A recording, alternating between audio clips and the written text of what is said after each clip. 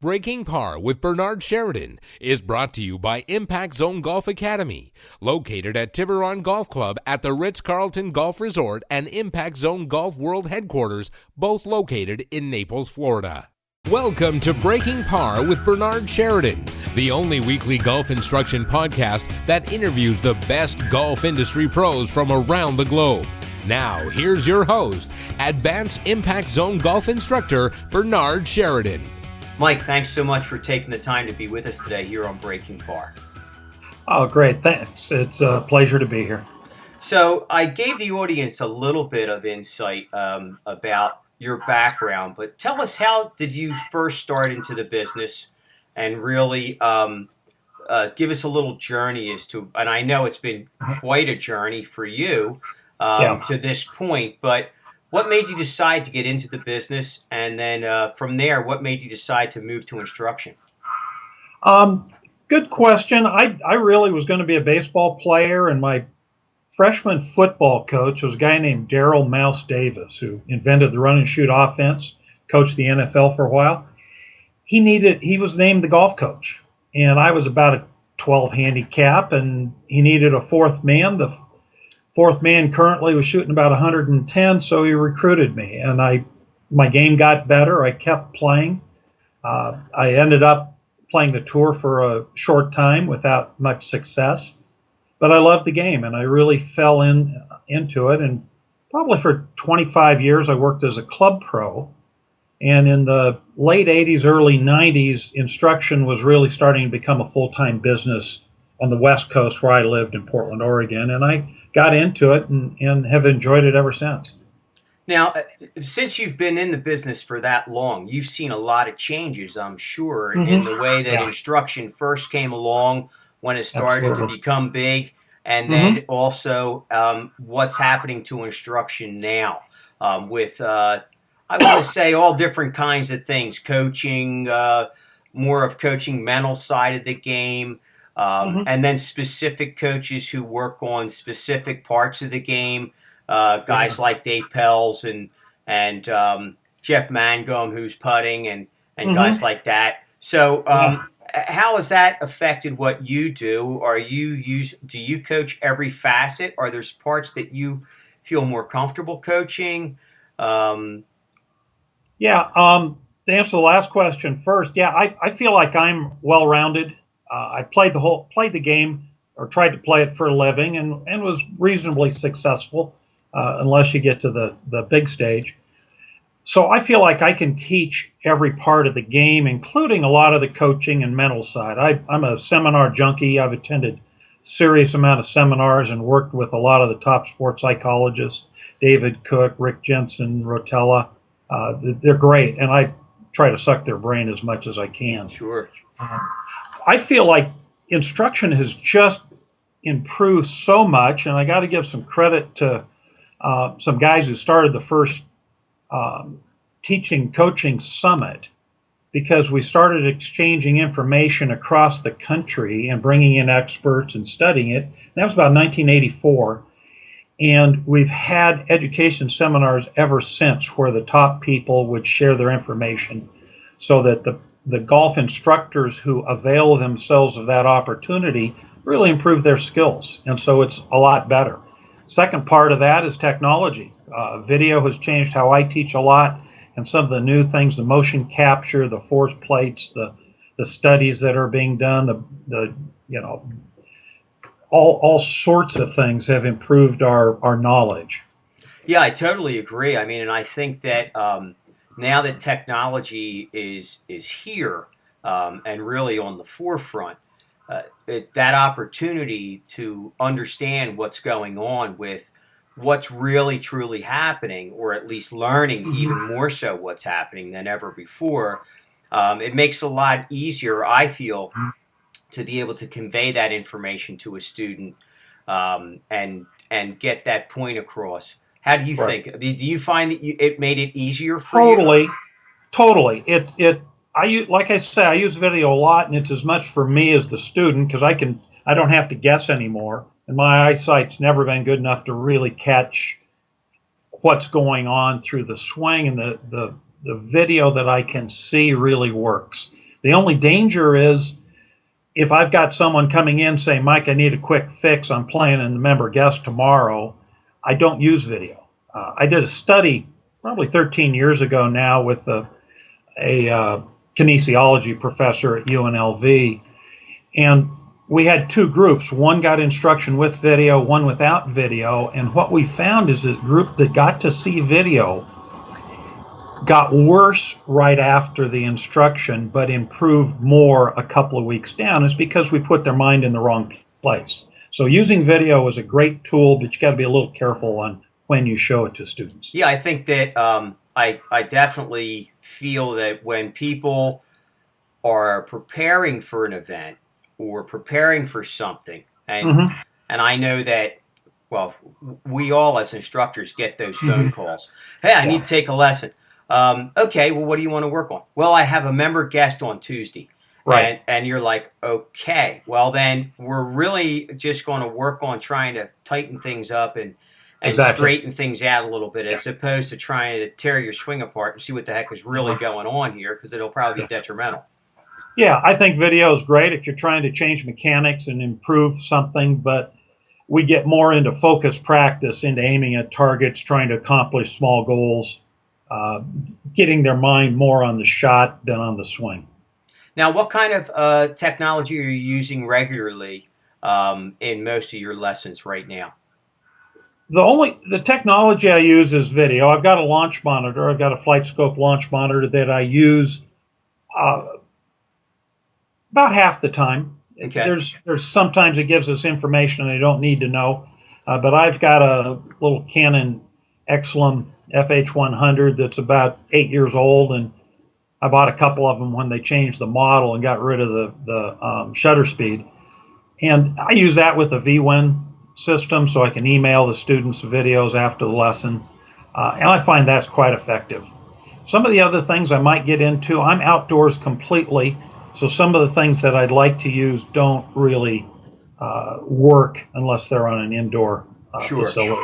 Sure, and that's electricity problems or things of that nature. And some cameras, I know with some 3D stuff, they don't want to see outside and things like that. So that thank God is starting to improve.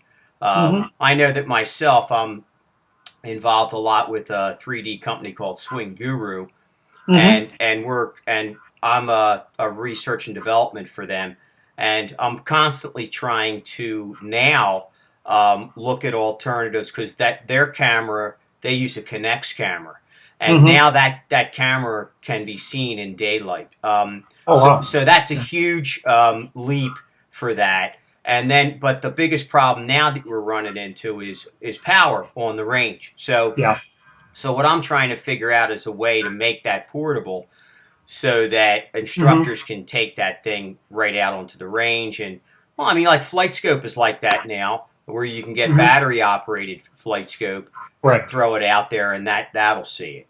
So. Yeah, mine will last. It'll last all day. Then it takes all night to charge it. You're right. But it's still a great tool if we want to see consistency in someone or compare different clubs. I use it more for equipment than anything else, because I can see the angle of attack pretty well, although it's nice to know that information. But it's more for comparing drivers or club fitting for the most part. Sure. So in your years of gaining knowledge and gathering information from students, what, on your opinion, would be the part of the game that you feel makes the biggest improvement overall across the board for your players? I mean, what area of the game? Yes. I would say pitching and wedge play. It's one that a lot of people don't spend much time on. And if you're going to lose strokes in a hurry, I mean, everybody can become mediocre in putting unless there's a severe problem. But pitching is one where if you hit the shot, you either got to do it again because you chunked it or you bladed it over the green. And I think strokes add up in a hurry in that area.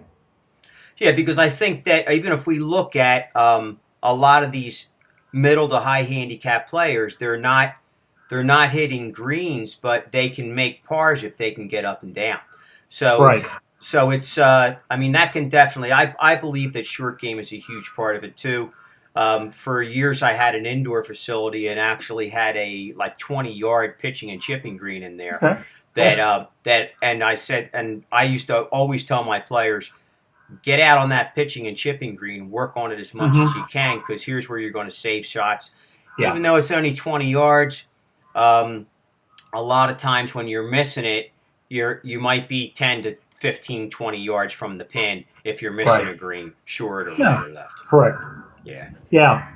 I totally agree. The average player is going to hit 6 to 8 greens around probably, which means they got a lot of opportunities. And it's just one of those, if you can hit a solid pitch shot, you're in pretty good shape. Yeah, no, I totally agree. So exactly where are you teaching out of now? I teach at Royal Links Golf Club in Las Vegas. It's actually a great facility. It's a very good range, mediocre short game area, but I get used to the golf course to work on short game, which I like. But our course is copies of holes from British Open courses. So we've got 3 from the old course, 3 from Troon, Muirfield's represented, Prestwick. We've got 11 courses in total that we copied holes from, and it's really a lot of fun. It sounds like a great time. So, I mean, who wouldn't want to be able to go to a golf course and then feel like they're at all different places in Europe? I mean, that's really kind of neat. So when as you're teaching on that type of a course, then short game is a little bit different strategy, yes? It is, although while we've kind of replicated the holes and the bunkers are very good representations, our grasses are a little different than theirs. We've got Bermuda base, so you don't quite, and we keep it firm, but you really don't get the run-up shots that you would in Scotland. Because it's grabbing a lot more. Oh, it's a much thicker grass. The fescue they have over there lays down and is slippery, and you hit a pitch shot that lands on it and it skids. You hit a pitch shot onto Bermuda and it'll just pop straight up in the air and stop. Yeah, absolutely. So I know that when I would go to Florida and deal with Bermuda, it as opposed to up here in the northeastern corridor, completely different game. You'd be using different clubs when you're around the green, and I would be using more lofted clubs. Definitely made a huge difference. If you're going to roll it up, you got to have it low without spin. You can't hit a pitch shot and expect it to skid. The worst is that in Southern California, at the courses that have Kikuya, which is like Bermuda on steroids, like the Riviera and LA Country Club, you can hit a pitch shot there, land just barely on the green, and it'll run 30 feet, and you'll on the POA greens, and you can land 2 feet short, and it won't reach the green. So it creates a real significant challenge in playing. Oh, absolutely. So what are the things that you're working on right now with most of your students?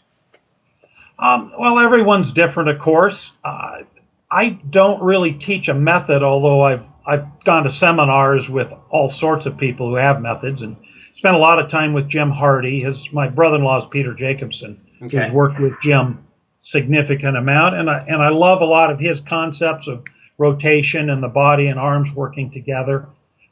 I'm really trying to just get them to get a solid setup, just to make sure they understand what they're doing, and then try to find harmony where they can go through together and finish on balance. And there's a lot of different ways to approach that with each student.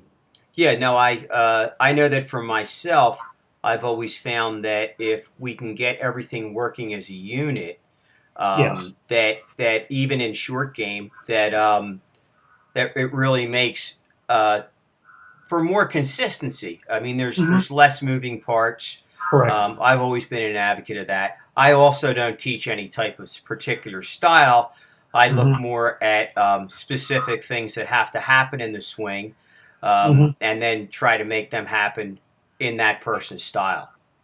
Yeah, exactly. I will get involved a lot on swing plane, and I try to place the camera approximately on the plane. So if it's a tilted plane, I use the right elbow as kind of a reference point and try to have the camera about elbow height and point it through that. And then I can see pretty well where they are relative to the plane coming down. And it's easy for them to see and easy to see improvement. If they're really outside coming down very steep, and we make a couple of changes, they can see how they accomplish it. The one thing that I will say is if they're off plane, I try to fix it with setup or pivot rather than having their arms do something different unless the arms are the cause. But usually it's they're not turning correctly or they're setting up with an improper spine tilt. Yeah, so when players get a little bit more armsy or handsy, it's going to manipulate the club face a lot more than not. Correct. Yeah, the club happens to flip over. I've got a minor in physics. In college, I used to carry a physics book around. I thought it'd make the girls think I was smart. That part didn't work. But there was a study I did, and I just love this term. It's called the law of conservation of angular momentum, which means if you got an angle and the inside slows down, the outside speeds up. Or if the outside speeds up, the inside slows down. And so just like you said, I want to have that harmony, that togetherness going through. And so it's very important to do that. I usually go back to pitch shots to have a person feel that and then try to increase the RPM of the whole system rather than adding force from the outside. Sure. So hence then, as we notice with some high-speed video of, let's say, I remember maybe a year and a half ago, they were saying how Rory's hips would almost stop at impact and then back up and then begin back again through. So there's the hence of the slowing down with everything that's further away speeding up. That's a great tip there for our listeners to understand is that if we don't have that happen, because I know that so many players, they want to try to make everything speed up as opposed to just letting it naturally speed up. Correct. He's obviously not trying to do that, but he turns his hips so far. His hips are open so much through impact and creates so much club head speed that club head speed creates that force that causes the hips to slow down. And in his case, it actually reverses a little when he swings hard. Yeah, absolutely. Now, this is of course for our listeners out there in Pod Nation. They kind of want to know that this is a taped show because we're doing this directly after the PGA. Now, so the PGA Championship finished yesterday when this was recorded. Jason Day finally closed the deal. Had a feeling that was going to happen after the first three majors with him. Finally broke through. What, in your opinion, do you think was the I want to say the thing that got him over the hump on this one? Well, I think two things. This year he's finally healthy. He went through some health issues that limited him. I think he would have won sooner had he been healthy for the last few years. But I think he just stayed in the moment. He was driving the ball beautifully, and he's got such power. He's in the top level for length for sure. And he just kept hitting fairways. And when you're hitting fairways with that length, the rest of the game is easy. But I think he just played in the moment. And I loved his comment afterwards of how difficult the round was for him, the hardest round he'd ever played. And the challenge was that, to stay one shot at a time, play the correct shot, and just keep going rather than worrying about what other guys are doing. Yeah, and I thought Jordan gave him a great test. Jordan put pressure on him, played well, and he just withstood it beautifully. Yeah, the two of them are, it's such a breath of fresh air to see these guys out there. It really makes me fall in love. Well, I've always been in love with the game, but it makes me even more passionate about the game. And because I think that when you see fine young men like that who are actually right down the wire there, Jordan giving a thumbs up, and I mean, that's just, the two of them are class acts. Rory is a class act. It's just some great stuff to see out there. That's what the game's about. That's what it's supposed to be. It is. It's phenomenal. One guy I was really impressed with too, and I've got to know him a little bit, is Tony Finau. He and his brother Gipper have come down to my course and practiced quite a bit, and they've been in this area. And he fits into that category also. He's a little farther behind because he didn't have an extensive junior career because of funding. They just couldn't afford it. But he's got some serious talent. I think he's going to show up soon in a lot of the big tournaments. I think too that, and I'm a firm believer in karma, and I believe that if you put out great energy, and you are a true competitor, and you are a true sportsman, that it's going to come back around. And just like Jason was all year, I mean, a lot of heartbreaks for this poor guy this year. But because of, and like we mentioned too, with the health issues, he was having vertigo at the U.S. Open. Literally laid down on the fairway for a moment there. It's. I mean, then to come back and to do what he did, and at the margin that he did at 20 under, quite remarkable. And on that golf course, what a golf course! Oh man, I played a lot of the top courses around, but I haven't played there yet. And my wife and I were talking, we're going to have to take a trip back there. That really looks spectacular. It is a magnificent golf course. I know that when I was watching with my wife, some of the when those guys were in some of the bunkers, my wife was like, "Oh my gosh, how the heck are they going to hit the ball up there? That's so far up, and they're like 25, 30 feet below the green and things like that." That to me, it just makes it so much more exciting. Oh, it does. I've played in a National Club Pro tournament once at PGA West, and got in the 16th hole as a par 5 Pete Dye design course, and you're 20 feet below the surface of a par 5 in a bunker on the left. And I had the opportunity of trying to get it up on the green from there. So he's always, and that was built a long time ago, he's always created some significant problems around the greens. Yeah, and to be under pressure too in an event. Yeah, let alone, oh my gosh, the PGA Championship, and to be able to pull off shots like that, and that's with the kid who I think is the guy right now is number one, and Jordan Spieth. He's the one who no matter what happens, he can always seem to turn it around and come back. He's tough. I mean, I love his emotion. I love how he talks to the ball and talks to himself. And he gets upset. He gets really emotional about a shot and then regroups, recovers, and goes to the next shot and plays it correctly. And that's hard to do. Absolutely. I mean, when I look at him, he just has that look in his eye. It's almost like Clint Eastwood. It's like you're not going to get the best of me. I mean, when he was playing a role in those spaghetti westerns and stuff, he would just get that furrowed look on his brow of intent concentration. I don't want to say intent concentration, but enough concentration to just look right through the person and say, nothing's going to stop me from my goal. I'm just going to keep moving on. I'm going to do what I have to do right now to take over. Yeah, I think the great ones have that ability where they just play their game and you can do whatever you want to them and it won't change their mind. And I know that, in the past, Jack Nicklaus had an effect on players. Tiger Woods certainly did, where they would, if you played with that player, it'd disrupt your own game. You couldn't focus on what was important. And you see guys like Greg Norman, when he first came out, it didn't bother him at all. He just played his game, and I see that in Jordan Spieth. Yeah, and that's a great advice for our listeners out in Para Nation is to play your own game when you're playing in an event or when you're playing your buddies or your normal foursome every week. Don't let what they do dictate as to what you do. Try to do the best that you can, and you'll come out ahead. Tremendous advice. All you can do is play your game, and then you add them up and compare them at the end. That's true. So for some people who want to get in touch with you, to have the opportunity to work with you, what would be the best way? Oh, before we get to that, I totally forgot about this.